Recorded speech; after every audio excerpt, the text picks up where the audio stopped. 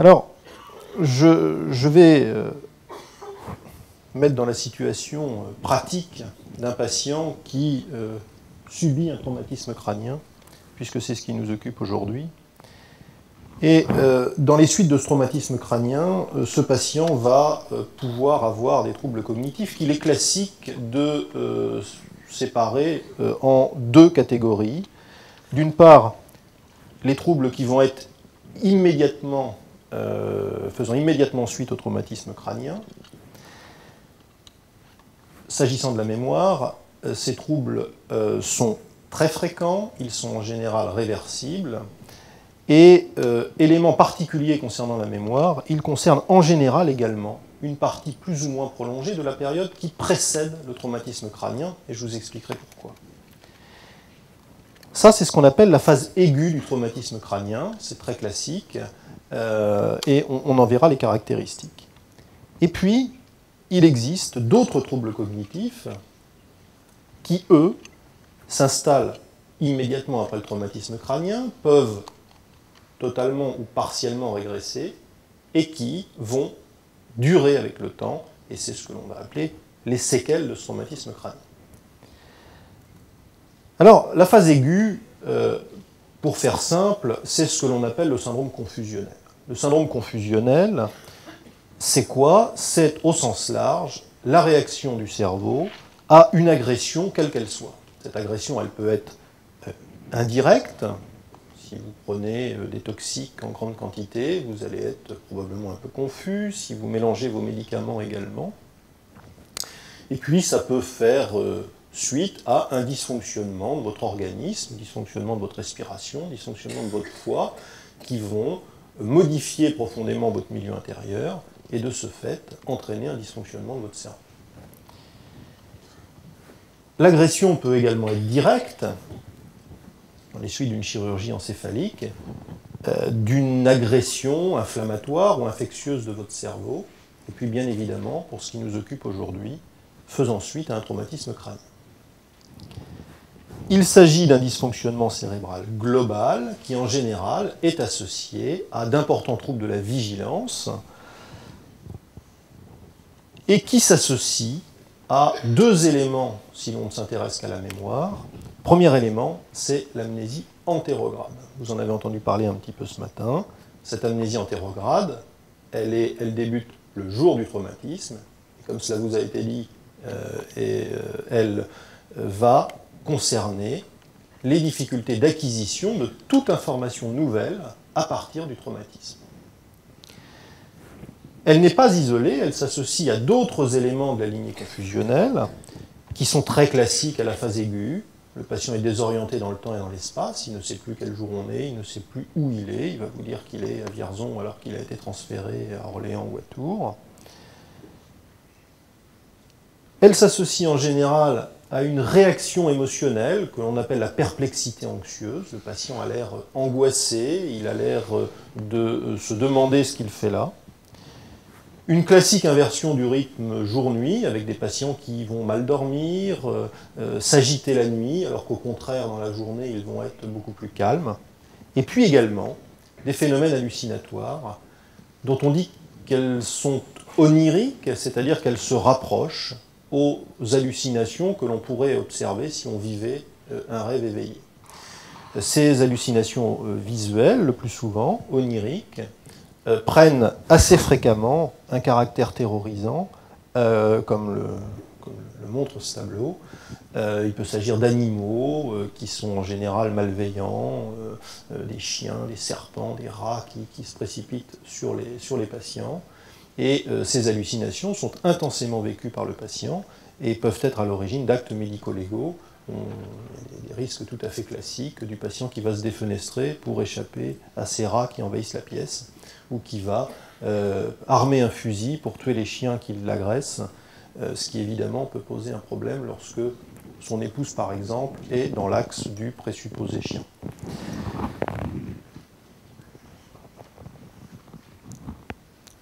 Cette amnésie antérograde, élément très particulier, elle s'associe à une amnésie rétrograde.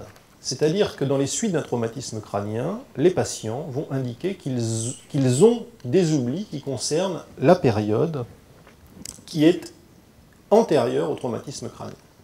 Avec une amnésie rétrograde qui est souvent partielle, tous les souvenirs ne sont pas concernés, mais qui répond à ce qu'on appelle la loi de Ribot, c'est-à-dire que les souvenirs juste avant le traumatisme, les plus récents, sont beaucoup plus fragiles que les souvenirs les plus anciens.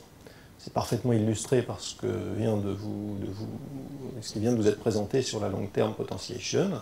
En clair, cela repose sur les théories de la consolidation, c'est-à-dire que lorsque vous mettez une information dans votre mémoire, eh bien, au début, elle est un petit peu toute seule, si je puis dire, vous l'avez stockée, et puis dans un second temps, vous allez mettre en lien cette information avec d'autres souvenirs. Vous allez mettre en lien le restaurant dans lequel vous avez mangé hier soir avec d'autres restaurants que vous connaissez. Et puis les restaurants sont en lien avec des différents plats que vous connaissez. Et donc vous allez organiser votre nouveau souvenir parmi les autres. Et puis surtout, comme cela vient de vous être expliqué, plus vous allez accéder à ce souvenir, et plus vous allez le renforcer. Et donc, plus les souvenirs anciens auxquels on a fréquemment accédé, plus ces souvenirs vont être maintenus. Ce qui explique que l'amnésie rétrograde des traumatisés crâniens concerne en général les semaines qui précèdent, enfin les jours qui précèdent le traumatisme crânien, parfois les semaines, beaucoup plus rarement les mois. Ça, c'est la phase aiguë. Le syndrome confusionnel, il est en général régressif, ça fait même partie de sa définition, et en tout cas, s'il ne l'est pas, s'il dure plus de quelques semaines, et en tout cas plus de 6 mois, alors on va parler de séquelles. Ces séquelles, dans les suites d'un traumatisme crânien, elles peuvent être très nombreuses. D'abord, elles peuvent être liées à des lésions directes du cerveau, ce qu'on appelle donc les séquelles lésionnelles. Et puis, elles peuvent également être liées à des réactions psychologiques du sujet face au traumatisme crânien, ce qu'on appellerait plutôt les séquelles non lésionnelles. Alors, ces séquelles lésionnelles, qu'est-ce qui peut être lésé dans le cerveau? Eh bien, évidemment, à peu près tout. À peu près tout, à tous les niveaux d'organisation du cerveau. On peut imaginer que les neurones soient lésés. Les neurones, voici le corps cellulaire d'un neurone. Donc on peut imaginer une lésion le concernant. Mais il peut également s'agir de lésions du câblage des neurones, ce qu'on appelle les axones, qui eux vont avoir un trajet le plus souvent assez long et qui vont donc être particulièrement vulnérables à des séquelles. Et puis il ne faut pas oublier également des lésions qui concernent non pas le neurone, qui est la cellule reine du cerveau, mais également toutes les cellules qui entourent ce neurone et qui vont avoir un rôle capital dans son fonctionnement. Et puis également, on peut avoir des lésions des vaisseaux sanguins qui vont apporter le glucose et l'oxygène dont les neurones ont besoin. Bref, tout ce qui est dans le cerveau peut être lésé par le traumatisme crânien. Ces altérations peuvent être macroscopiques, c'est-à-dire observable à l'œil nu, si on réalise l'autopsie d'un patient décédé d'un traumatisme crânien, ou bien si on utilise des méthodes d'imagerie qui sont, vous l'avez vu, de plus en plus performantes pour mettre en évidence des lésions de plus en plus petites. Mais il peut également s'agir d'altérations microscopiques, que l'on ne verra que si on a du tissu cérébral à analyser, ou bien même de modifications dites ultrastructurales, c'est-à-dire que même le microscope ne les voit pas, mais il s'agit de modifications biochimiques, de la chimie même de la cellule. Et ça, pour prendre un terme qui vous est cher, on pourra parler de lésions invisibles ou de handicap invisible. Et puis enfin, dernier élément, ces lésions, elles peuvent être soit focales, concerner une région limitée du cerveau, ou bien être diffuses. Il existe cependant des localisations préférentielles. Alors voilà un exemple d'un traumatisme crânien frontal, d'un accident de la route par exemple.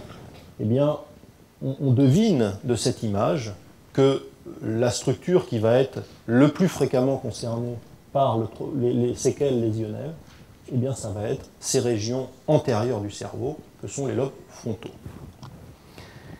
Mais, alors voilà un scanner où vous voyez d'importants, tout ce qui est en blanc là, sont des suffusions hémorragiques, une contusion des deux lobes frontaux dans les suites d'un traumatisme crânien. Il est bien évident que l'encéphale, à cet endroit-là, va être l'objet de perturbations. Mais l'autre élément caractéristique du traumatisme crânien, c'est que lorsque vous recevez un choc frontal, eh bien vous allez avoir une onde de choc qui va traverser l'ensemble de l'encéphale pour arriver jusqu'aux régions opposées. Et on va pouvoir observer des lésions très à distance du choc, diamétralement opposées, ce qu'on appelle les lésions de coup et de contre-coup, parce que le cerveau va, si je puis dire, osciller dans la boîte crânienne qui, elle, est inextensible, et va donner des lésions ici et là. Et puis, après ces lésions de coup et de contre-coup, eh bien, vous avez tout ce qu'il y a entre les deux. Et tout ce qu'il y a entre les deux dans le cerveau, grosso modo, c'est ce qu'on appelle la substance blanche, c'est du câblage. Et ce câblage, c'est tout ce que vous voyez ici, hein, toute cette substance blanche qui porte bien son nom. Eh bien, en fait, si on qui est composée, on vous l'a montré tout à l'heure, d'un certain nombre de fibres, de faisceaux qui s'organisent, eh bien, cette substance blanche, si on la grossit au microscope, on s'aperçoit qu'on a des membranes cellulaires, à côté, on va avoir du tissu intercellulaire, puis de nouveau la membrane cellulaire du neurone, la région intracellulaire, etc. Bref, tout un tas d'interfaces. Et à chaque interface, à chaque changement de structure, l'onde de choc va entraîner des modifications qui vont être différentes. Et plus on et on va avoir des lésions de dilacération ou des lésions de remaniement de la substance en imagerie. Alors la mémoire dans tout ça. Eh bien, cela vous a été dit, il y a plusieurs types de mémoire. Mémoire à court terme. La mémoire à court terme, on va y revenir, c'est celle qui vous permet de retenir une information quelques secondes. On va y revenir. Et puis vous avez la mémoire à long terme, c'est celle-là qui correspond à l'image que l'on se fait de la mémoire. En clair, une fonction cognitive qui permet le maintien pendant quelques semaines, quelques mois, voire toute une vie, d'informations que vous colligez au fur et à mesure de votre existence. Donc je vous propose de garder pour chacune de ces mémoires le plan suivant. Mémoire, à quoi servent-elles en pratique dans notre vie quotidienne? Quel est le réseau cérébral qui sous-tend ces différentes mémoires, puisque chacune est sous-tendue par des réseaux différents. Vous avez vu dans le premier exposé l'un des réseaux de la mémoire, qui est celui de la mémoire épisodique, mais il y en a d'autres qui sont supportés par d'autres régions de façon différentielle. Certaines peuvent être altérées, d'autres non. Et puis, j'essaierai de terminer à chaque fois par une petite vignette pratique, en clair, de quoi se plaignent les patients au quotidien quand ils ont tel ou tel type de mémoire par rapport à tel ou tel autre. Commençons par la mémoire à court terme. Je vous l'ai dit, c'est la mémoire qui permet de maintenir une information juste le temps de l'utiliser. On pourrait presque dire que la vocation de cette mémoire, c'est pas de mémoriser, justement.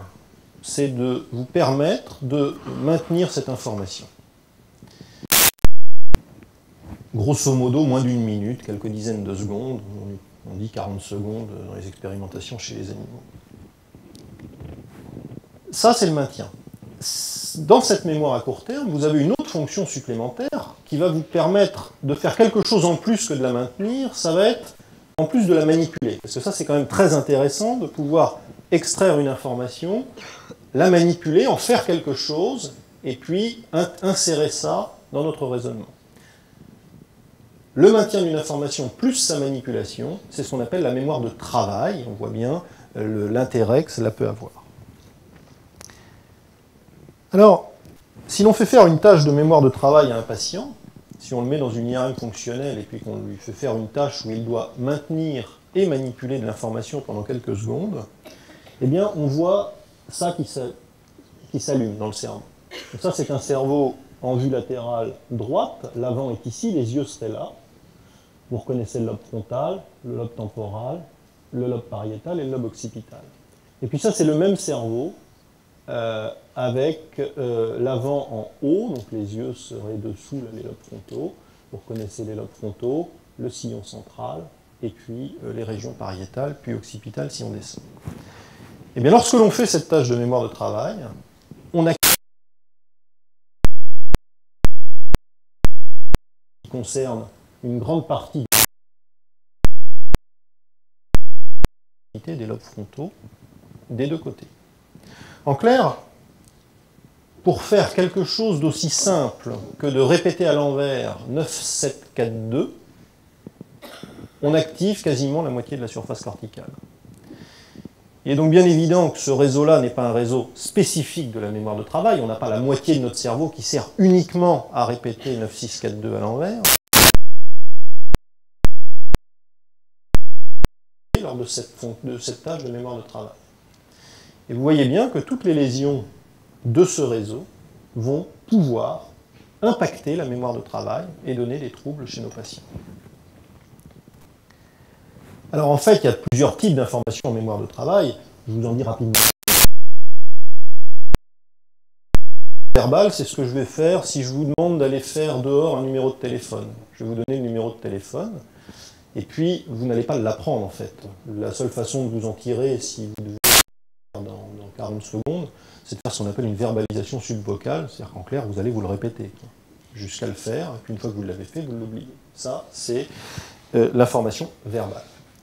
Mais il y a un autre type de mémoire de travail, qui est ce qu'on appelle la mémoire de travail visuelle, ou visuelle.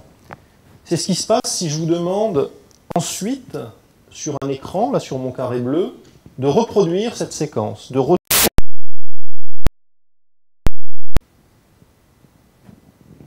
Ça, vous êtes d'accord, c'est pas verbalisable. Vous êtes obligé dans votre tête de vous dire tac, tac, tac, tac, d'avoir une représentation mentale. Vous êtes obligé de faire ça, quoi. D'essayer de vous rappeler les choses de la sorte. Ben, c'est les deux types d'informations qui vont pouvoir être altérées dans un trouble de mémoire de travail chez nos patients. Alors, tu parlais de la méthode du docteur machin.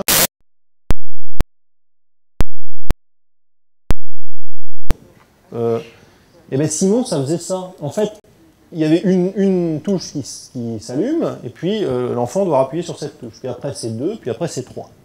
Et là, vous avez l'illustration parfaite de ce que je viens de vous dire entre mémoire de travail verbal et mémoire de travail visuel.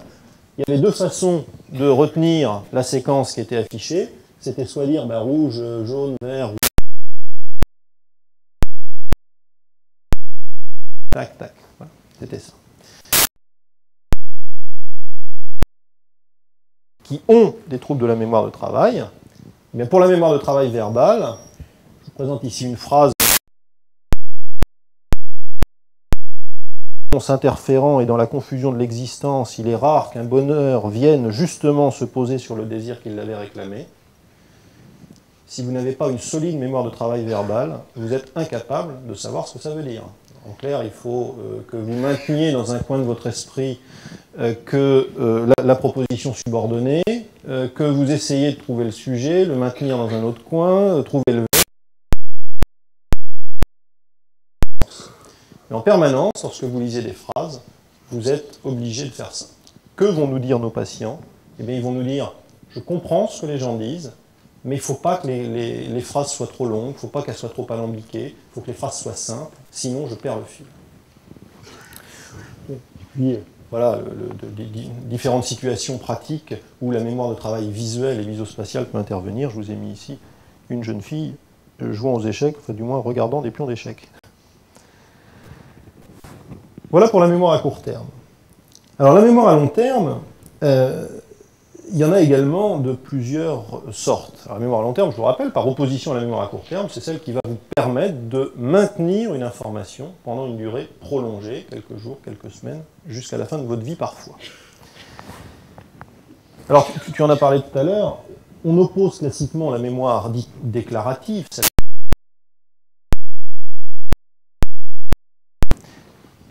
et puis, on ne va pas reprendre tous les cadres, évidemment. Je vais vous donner des exemples et je vais vous expliquer les principales. C'est d'une part la mémoire sémantique. on expliquera ce que c'est.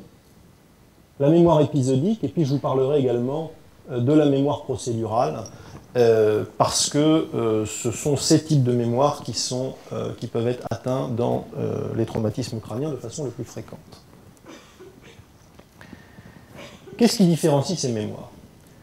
Alors, pardon aux neuroscientifiques et neuropsychologues les plus intransigeants, je vais simplifier à l'extrême. Dans la mémoire procédurale, c'est quoi? C'est la mémoire de ce que j'ai appris à faire. C'est-à-dire, dans ma vie, j'ai appris à faire du vélo, j'ai appris à me servir d'une fourchette, j'ai appris à lire, qui est une fonction cognitive pour apprendre à lire de façon fluide. Donc ça, c'est la mémoire procédurale. On verra quel est le réseau neural et on verra ce que donne l'atteinte. La mémoire sémantique, c'est ce que je sais en général. Ce sont mes connaissances. Je sais que Marignan, c'est 1515. Pourtant, je ne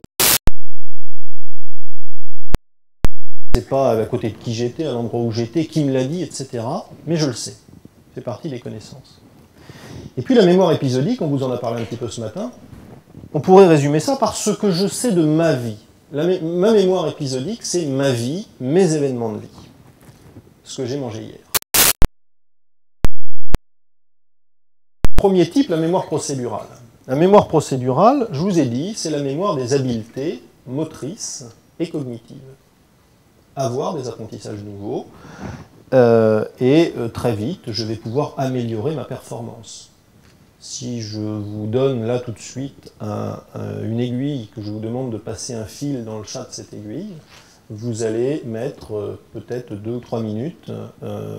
Si je vous fais faire ça tous les jours, eh bien, au bout d'une vingtaine de séances, vous allez faire ça en 5 secondes. Vous allez donc avoir amélioré votre performance, appris une habileté nouvelle, et c'est de cette mémoire-là dont il s'agit. C'est la mémoire des savoir-faire.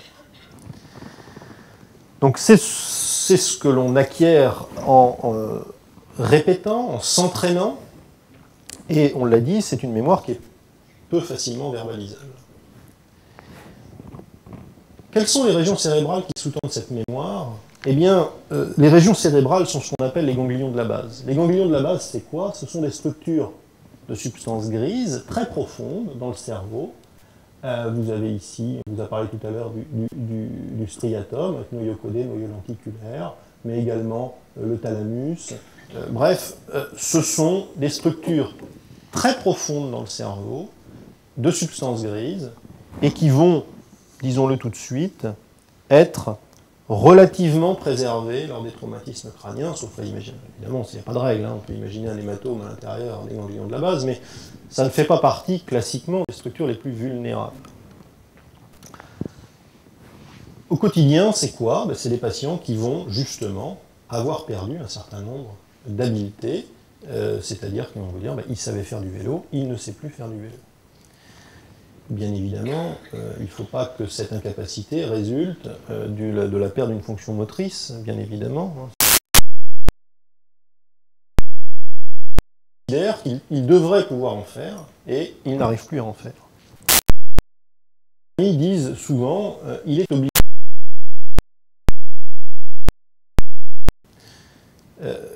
En fait, les patients sont dans la situation où vous étiez lorsque vous avez appris à conduire. Aujourd'hui, quand vous conduisez, vous passez les vitesses de façon extrêmement rapide, sans vous poser de questions.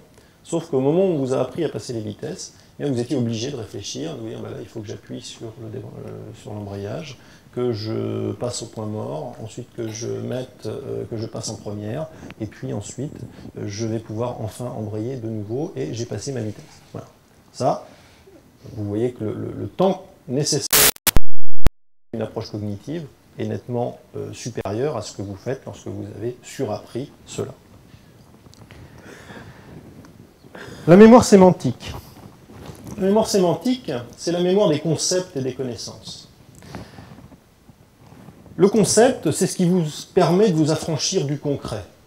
Si je vous demande qu'est-ce qu'ont en commun une table et une chaise,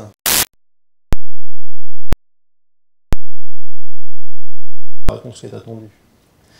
Si vous avez du mal à avoir accès au concept, et si vous avez du mal à vous affranchir du concret, vous allez dire quoi? C'est en bois.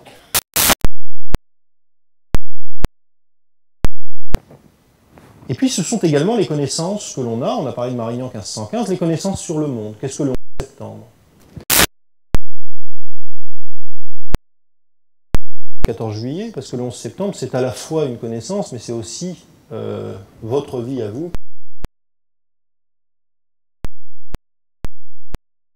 Objet, connaissance des mots. Pardon de simplifier à l'extrême, les régions qui supportent les stocks sémantiques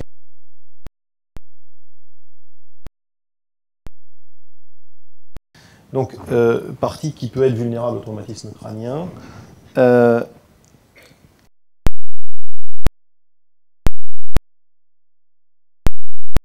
où les familles vont relater ce type de plainte. Il a perdu le sens des mots. Il sait à peu près ce que c'est, mais il demande de m'apporter quelque chose, il ramène autre chose.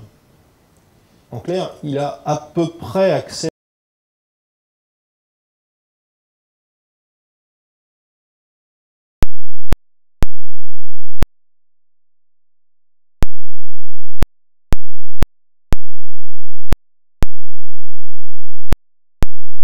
pour la modalité visuelle. Les gens vont vous dire, il ne se souvient plus des visages des gens, il ne les reconnaît plus. Bref, tous les de façon variable. On va terminer.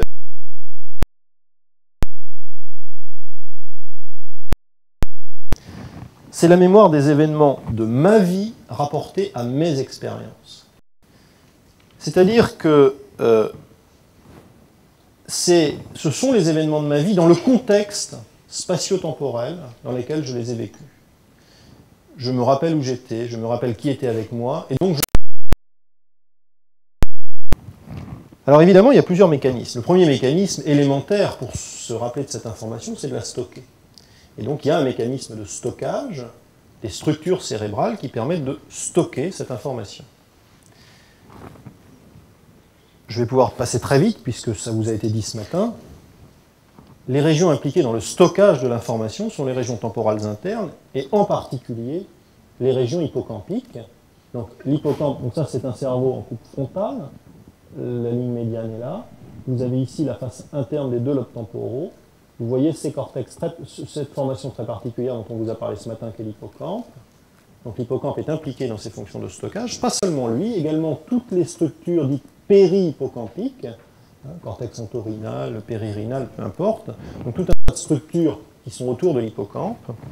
Et puis, cela vous a également été montré ce matin, il ne s'agit pas spécifiquement de l'hippocampe, mais d'un réseau beaucoup plus large, qu'on appelle le circuit hippocampique élargi, circuit de Papez. Ça vous a été largement détaillé dans la première présentation. Ça, d'une information nouvelle. Pour autant, dans votre mémoire épisodique, vous pouvez très correctement stocker une information sans être capable de la restituer. Pourquoi ?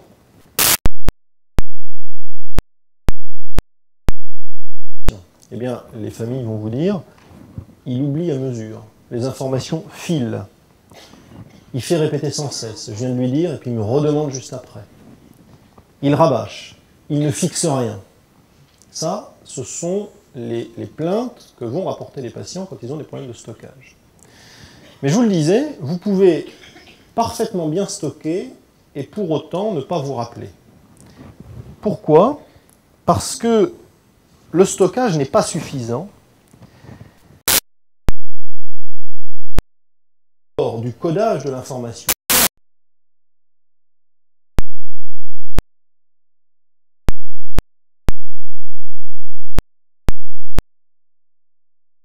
en engrammes qui soient possiblement traitables par le circuit d'aval. Ce qu'on appelle le codage de l'information. Et puis une fois qu'elle est correctement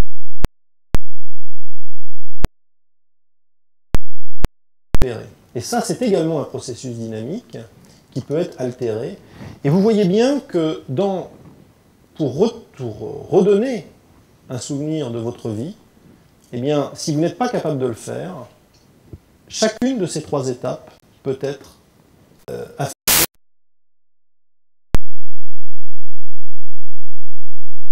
capable de la restituer, puisque si vous l'avez etc.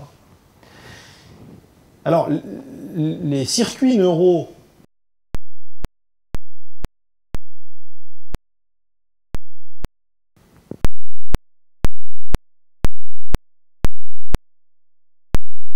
c'est une fonction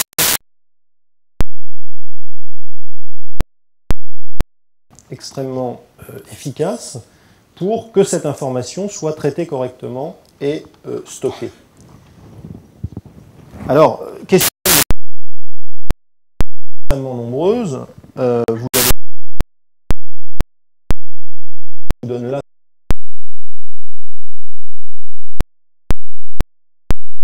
l'information que vous allez entendre dans 1 heure, mais probablement même jusqu'à la fin de l'après-midi. Les anxiolytiques, les causes toxiques, bon, il est évident que si vous prenez une cuite, comme on dit, vous allez avoir beaucoup de mal à vous rappeler de ce qui vous a été dit le jour même.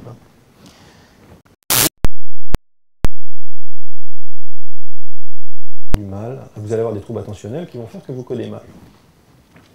Et puis il y a également des causes lésionnelles, c'est-à-dire qu'on peut avoir des pierres dans le caniveau qui font que le circuit est bouché. Et ce circuit attentionnel, il est extrêmement vaste. Alors, peu importe, j'ai choisi un des modèles, mais alors il y en a des, j'avais presque envie de dire des dizaines, mais c'est simple.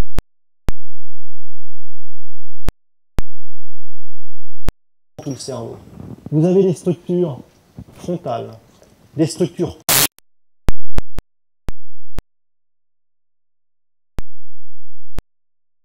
donc des ganglions de la base, et le tout sous le tonus, on pourrait dire, de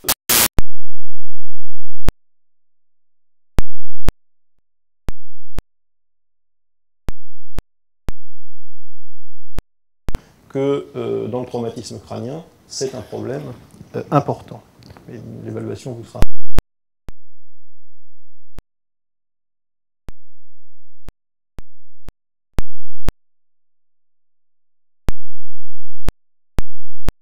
Ces troubles attentionnels, il semble ne jamais être là quand on lui parle.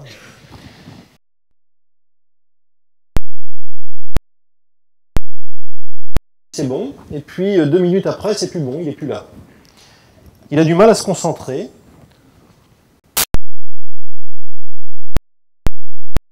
Donc, en clair, le patient a du mal à focaliser ses ressources attentionnelles sur ce qui lui est demandé, c'est-à-dire en clair, écouter ce qu'on lui dit. Et puis il y a également une autre fonction capitale qui est la fonction de récupération, la 3e. Et cette fonction de récupération, elle est très dépendante du lobe frontal. Le lobe frontal dont je vous ai dit qu'il était particulièrement vulnérable dans le traumatisme.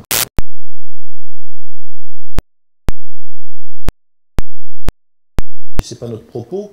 Il est impliqué dans la mise en place de stratégies. Et les stratégies, c'est exactement ce qu'il faut que vous fassiez pour vous rappeler un événement de votre vie. Il faut que vous vous rappeliez que vous étiez en vacances dans le sud de la France, à Marseille, pour faire plaisir à notre collègue qui vient de là-bas, que vous étiez avec vos enfants, et que... là, alors vous vous rappelez que c'était tel ou tel événement. De la même manière, sur votre équipe,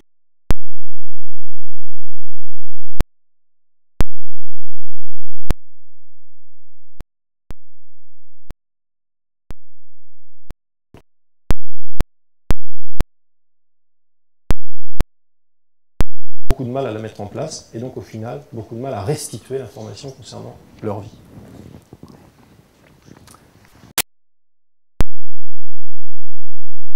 Je ne me rappelle pas, mais ça lui revient plus tard. Et quand est-ce que ça lui revient? Ça lui revient s'il a réussi à capter quelques indices, ou si vous-même, vous l'avez aidé. Si on lui donne des indices, ça y est, il se rappelle. Je lui dis, mais si, souviens-toi, il est venu avec ton ami un tel, et là, tac, il rappelle qu'il a vu cette personne. Ou bien ils vont dire, il arrive par des chemins détournés. C'est-à-dire qu'il faut quasiment verbaliser toute cette stratégie que vous faites de façon inconsciente pour qu'il réussisse à retrouver l'information. Il reconnaît si on lui fait plusieurs propositions. Si on lui dit, bah, tiens, non, je sais qui c'était. Et puis, si on devait résumer, évidemment, voilà. Une fois qu'on lui a dit, il dit évidemment. Évidemment qu'il savait, évidemment que c'était codé, évidemment que c'était stocké. En fait, il n'arrivait simplement pas à le récupérer.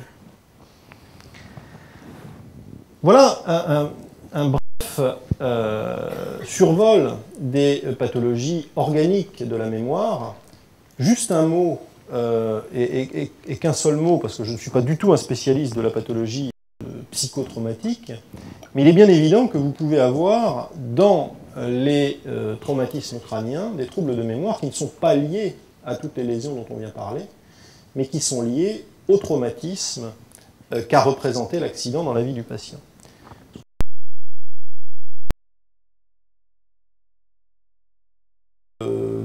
À partir souvent des névroses traumatiques de guerre, et réactions psychologiques que l'on peut observer chez des patients qui ont été dans des situations qui ont mis leur vie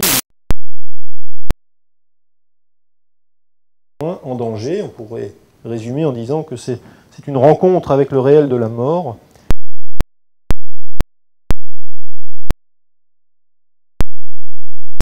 Qui peuvent être des amnésies, mais également des hypermnésies, des flashbacks. Enfin, c'est beaucoup plus compliqué qu'une approche simplement par boîte, comme je vous ai fait là, mais qui peuvent donner des tableaux très particuliers.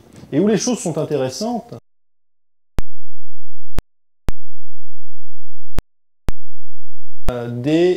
d'authentiques lésions cérébrales, et on sait, par exemple, on a pu mettre en évidence des modifications du volume hippocampique, par exemple, chez des patients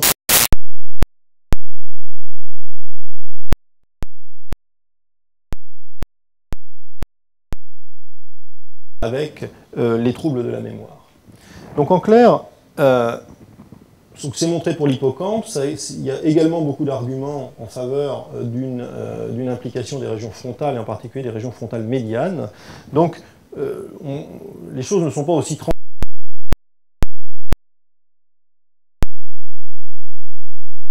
Il y a des interactions. Donc en conclusion, j'ai essayé de vous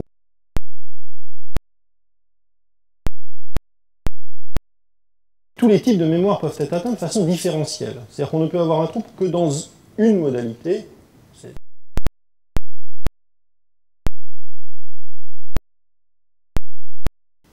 Ces atteintes dépendent de la localisation lésionnelle. Je vous ai parlé de la vulnérabilité du lobe frontal lors d'un traumatisme crânien, qui rend donc particulièrement fréquente l'atteinte d'une part de la mémoire de travail. Rappelez-vous cette vaste activation pariéto.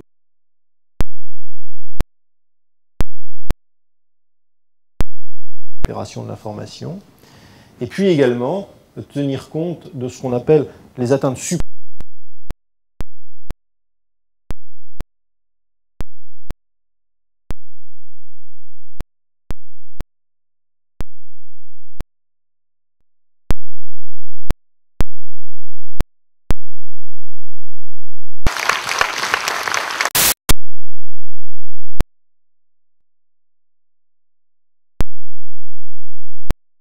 J'ai trouvé ça sur Internet.